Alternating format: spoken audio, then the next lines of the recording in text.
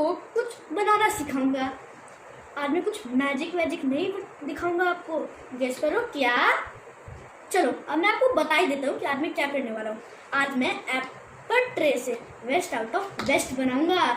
इसके लिए मुझे चाहिए ब्रश, कुछ डेकोरेटिंग के लिए glue, paint, water, balls and कोई कपड़ा। तब मैं इसमें कलर्स करूँगा। आप कोई सा भी कलर्स कर सकते हो। मैं इसमें करूँगा dark blue, brown, green, red. आप सेम कलर्स भी कर सकते हो। अब मैं आपको दिखाऊंगा कलर कैसे करना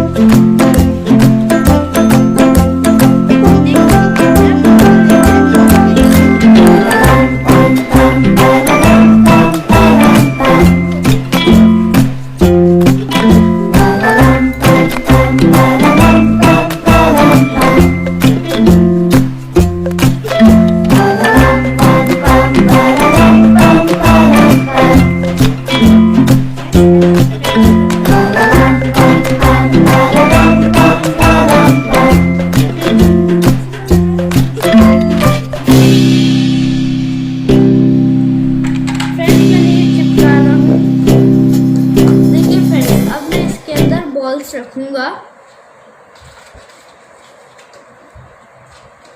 देखिए अब मैंने इसके ऊपर बॉल्स भी रख दिया है ना फ्रेंड्स। बहुत अमेजिंग का।